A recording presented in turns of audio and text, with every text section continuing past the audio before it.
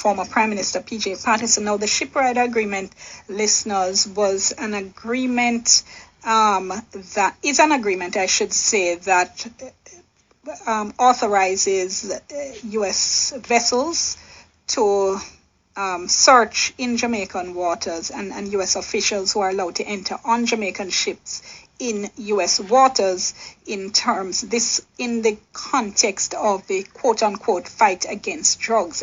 It was an agreement that was entered into by when P.J. Patterson was Prime Minister, and as I mentioned, he rejected the initial terms of the agreement, held out for some time, saying that there was too much erosion of sovereignty. Well, let's listen to his words. This is him speaking on October 6, 1996.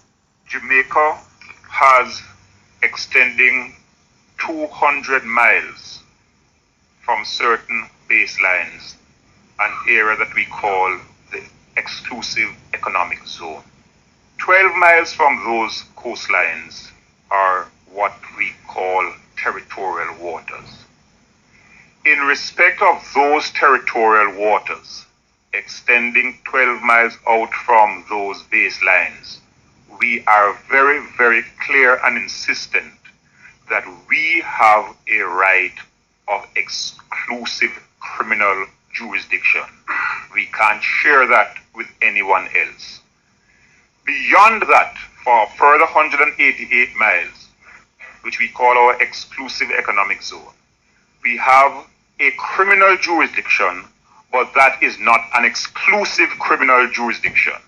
That is a jurisdiction that we can share with others whose help we need to patrol those waters, and who also have a right, a legal right in international law in respect of those waters. Now, we have said, and we can debate, we can discuss that legally at another place and time. We have said, in respect of drugs, as we are entering these negotiations, we have an obligation to try and prevent our export cargo from being contaminated by drugs. We want those who export to us to exert some effort in ensuring that their exports to us are not contaminated by guns and by ammunition. And we say further that because guns are the currency in which these drug traffickers trade, you can't fight the drug problem simply by dealing with the question of money laundering. Important though that is, you also have to deal with the question of the illegal export of guns and gun smuggling into Jamaica. And are the U.S. authorities cooperating? Well, let me say this. All that has been indicated so far is prior to the commencement of negotiations. The negotiations are now about to commence, and we have made it clear to them that we want a feature in those arrangements to include how we deal with the question of gun smuggling and the illegal export of guns to Jamaica. Listening there to former Prime Minister P.J. Patterson speaking October 6, 1996. Well, when you hear some of these clips and they're so clear, it sounds like yesterday. Mr. Patterson joins me now. Thank you so much for joining us, sir. We appreciate it. Thank you, and may I wish you a happy New Year to you and your audience. And the very same to you. Thank you. When you listen back to that, what do you think? Well, it was an attempt to set out very clearly the reasons that we would want to conclude some agreement with the United States, but the basis on which it would rest. We both have an interest in the illicit drug trade, and we in the Caribbean certainly have an equal interest in the illicit gun trade, but the ship riding agreement was more to deal with the question of the illicit drugs than with the question of illegal guns. Because we've never been able to get the U.S. to really enforce the kind of strictures you are talking about, have we? Unfortunately, they don't see it quite the same way that they do. They think that some constitutional provision which applies in the United States, that is the right to bear arms, also exists in the Caribbean. And that, I think, was inserted in times of long ago when they wanted the citizenry to be able to resist any external incursions. But it has been interpreted by consecutive sittings of the Supreme Court that it is the right to bear arms simpliciter, and that doesn't cut with us.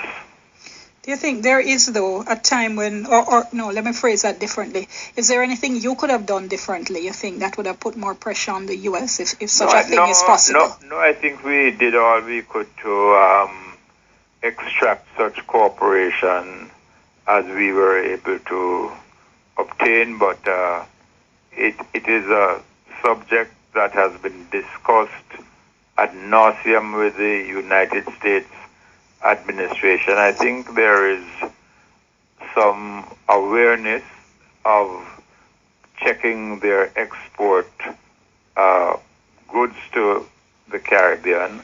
I don't think it is as rigorous as it ought to be. And I think vessels that are attempting to convey these islands, guns to these islands, need to be expropriated or subject to very significant fines. But when we hear Bert Samuels explaining what has happened with his clients, we also heard in the past year or two the case that has been taken up by the ACLU in the United States, Jamaican fishermen who said they were shackled at sea for weeks. Has the ship rider cost us too much? That is because of the amendment. I wonder if you would allow me some time to just give you some background to the whole situation, which is not general knowledge. Please. I had gone to Canada for an official visit on the Wednesday, and the Thursday I received a call from my then Minister of National Security, K.D. Knight, saying that the Americans had brought to him an agreement which they wanted signed the following day and put into effect the following Monday. I was mystified. I asked Minister Knight what was this all about, and he made it clear that he had only been able to scan through it. He hadn't been given sufficient time even to read through it. Well, I said very clearly, this is a matter that would have to go to Cabinet, and the Americans should be told so. When I returned home, we were able to look at the draft, and it was totally unsuited. And we also discovered that a number of the other Caribbean islands had unfortunately signed the agreement. So it was something that had regional implications as well. What was so unsuitable about it? Well, it was one-sided. That when they saw a vessel in international waters, or even within the exclusive economic zone, they had the right to seize and apprehend. And that didn't cut well at all with us. In fact, it would be a breach of our sovereignty, and we would be exposing our citizens to possible breaches of their constitutional rights in the manner of effecting arrests in that form. So we called a meeting of heads in Barbados. We thought it was of such importance, and we decided that we were going to adopt a common approach.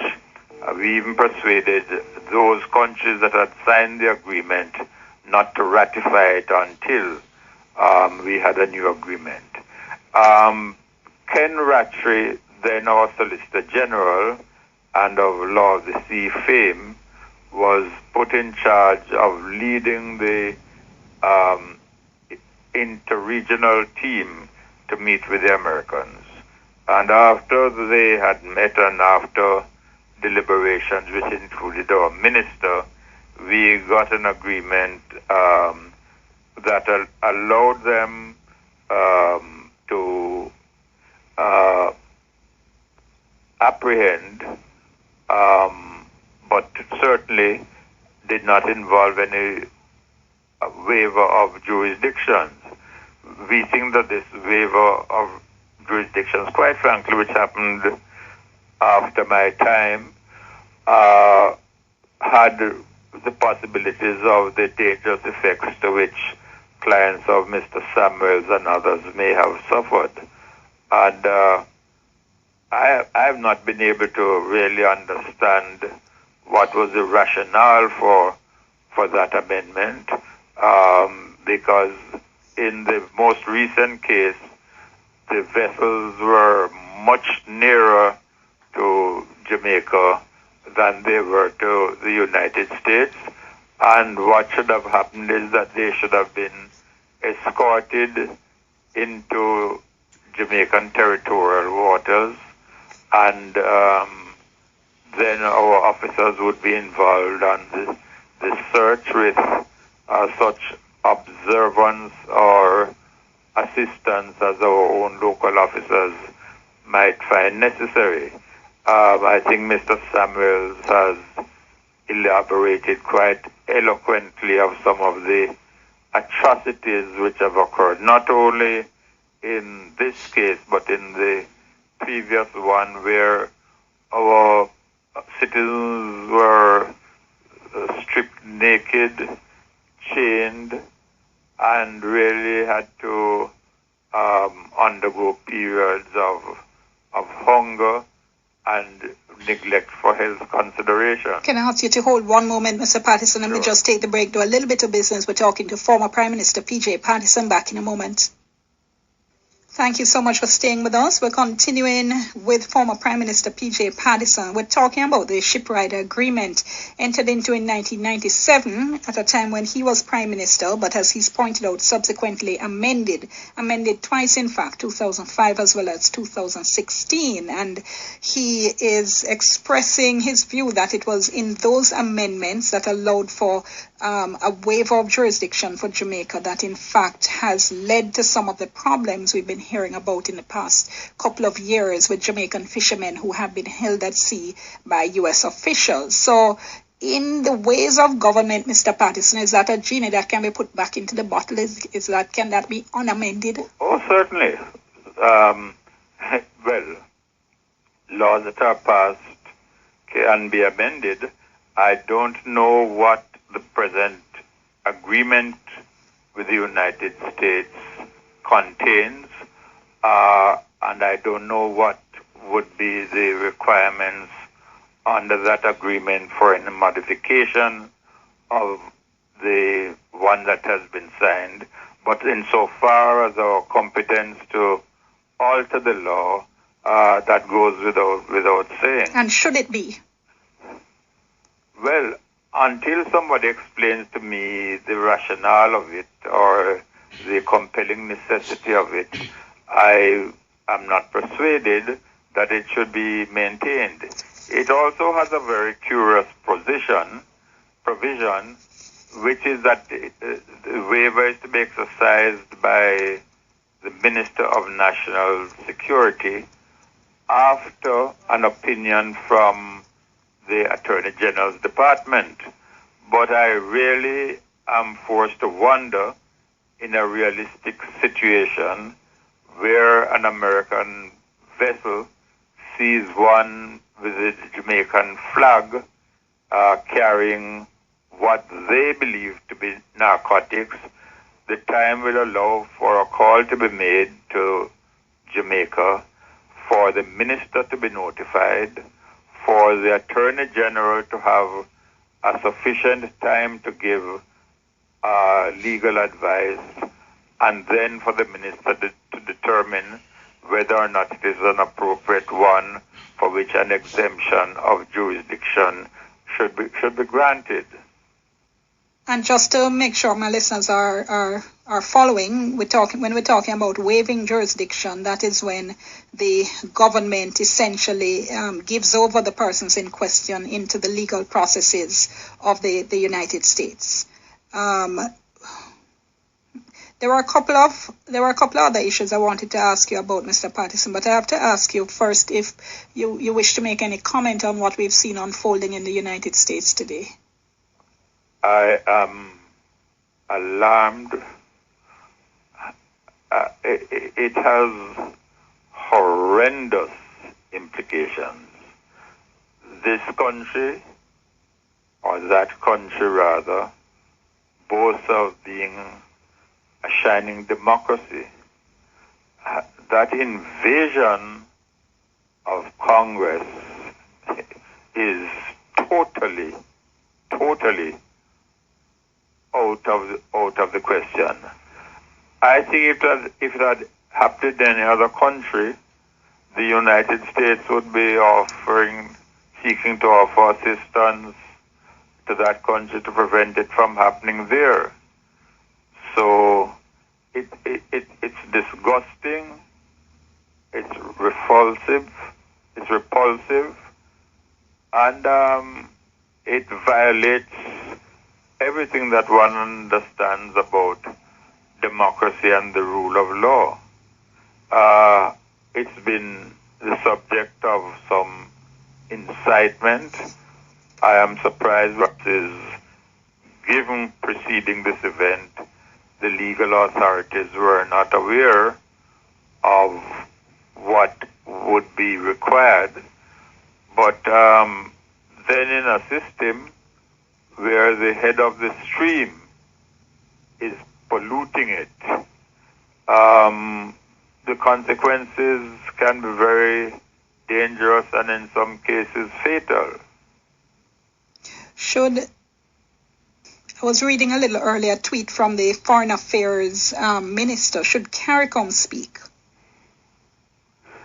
Well, whether we speak individually or CARICOM as a group must depend on the consultations which have to take place. I think the one doesn't prevent the other. I think an immediate response is required from any government committed to democracy and the rule of law, and it's quite within the competence after those pronouncements for CARICOM to take a strong position in denouncing the breaches which have taken place after they have consulted with each other. You're concerned about any implications for Biden-Harris, the Biden-Harris presidency going forward? Well, I think at the end of the day, the swearing in is going to take place on the 20th of January of them both. What I find to be of great concern is that even with a 50-50 Senate, which they now have, it's going to be impossible for the team to embark on its determination to unite the country. One side believes that the other side occupies office illegitimately, and it's going to require a lot of careful, deliberate steps to heal the breach. But as we say in Jamaica, one hand can't clap. So even if the Biden administration is stretching out the hand to the Republicans and they refuse to respond, I think we're not going to see the progressive changes which are necessary in the United States at this time. And we can't at any time forget that the United States claims to be the champion of the free world, which is predicated on elections being held within the constitutional time frame and according to the electoral provisions in that country, and that legislators are free to pass or amend legislation without coercive measures from unruly mob elements. I would tell you, if this had been done in a Black Lives Matter march, can you imagine the howl and the condemnation that would come from the White House?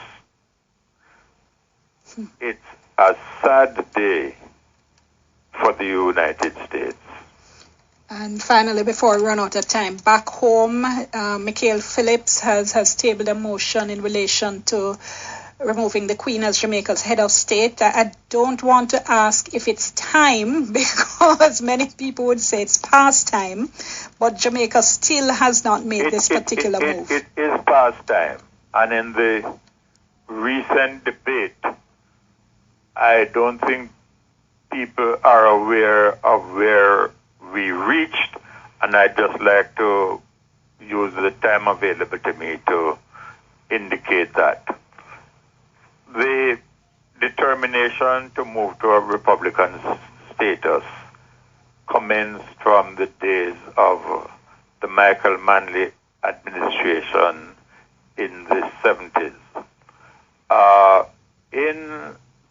When we were returned to office, a commission was set up under the late Justice James Carr, who traveled the entire island and with the assistance of Dr. Lloyd Barnett, proposed a new constitutional framework. During my tenure, every effort was made to make an advance. The stumbling block then was we were in favor of an executive president, while the Labour Party maintained that it should be a ceremonial president, much like the Governor General. Yes. In order to get agreement, I accepted and my party endorsed at its annual conference a proposal that we would go along with the ceremonial president with some of the additional functions that have been assigned to the holder of that office by our parliament from time to time.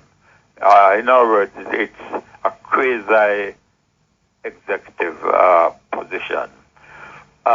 When we met at Vale Royal after the 2002 elections, the then leader of the opposition, Mr. Siaga, said to me that Mr. Golding had just returned to the JLP, and he had some other views about the format of the Constitution, making it much more effectively to demonstrate the separation of powers than the Westminster parliamentary system does. They were given that time. No response was forthcoming. Then Mr. Golding became the leader of the opposition. And in the first and only meeting that I had with him in that capacity, he told me that he had set up a committee chaired by the late Senator Dwight Nelson to look at it and come up with a position from that party for further discussion. We never heard from them. I just want to say one thing in view of the discussion which is taking place about the removal of the monarchy and the institution of a republican form of government. Our Constitution has 3 sets of clauses and provisions. 1, done by ordinary legislation. 2, entrenched provisions. And 3, deeply entrenched provisions. Now, the removal of the Queen requires a resort to deeply entrenched provisions. What does that entail? If you get approval of 2/3 of the House and Senate, you still have to go to a referendum. If the House and the Senate have provided for the revision by the requisite numbers, then when you go to the referendum, it can be passed by a simple majority. But if they haven't, you then go to the country and you are required to obtain 2/3 of the people voting in such a referendum.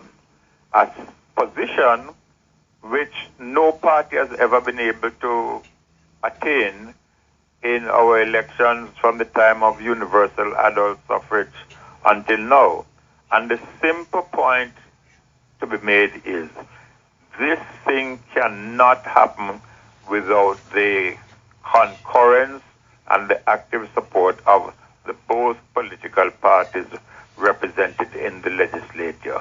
The Prime Minister had announced prior to his second term that this constitutional reform would be one of the matters to be dealt with. That first term has ended. We are now in the second term. Barbados, Little England, is moving towards that as announced in the own speech. They're running me out, Mr. Patterson. I'm into sports time. So you would say, in conclusion, what?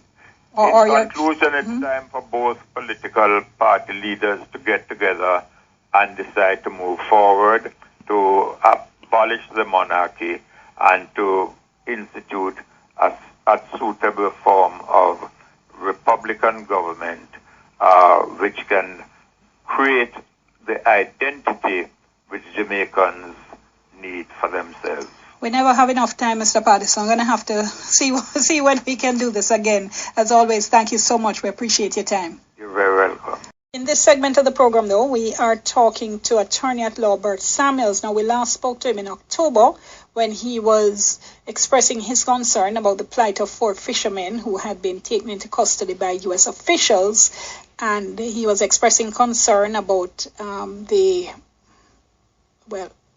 intervention or lack thereof at that point from the U.S. government. Now, while we were on break, the 4 have been returned to Jamaica, and reports are that they will be seeking compensation for treatment they received while in custody. Mr. Samuels, thank you so much for talking to us again. We appreciate it. Greetings, yes. All right, and so bring us up to date now. I gave a little recap there, but if you can tell us in a little bit more detail what's been happening. Yes, from day one when I engaged you in this matter, you were concerned that there was a classification that was found to be contraband. Contraband does not appear in the shipwright agreement. It is illicit drugs, and we were concerned that it could not go beyond contraband. Eventually, this was tested, and they said that it was 150 gallons of liquid cocaine. That means these men will be engaged in a multi-million illegal cocaine trade.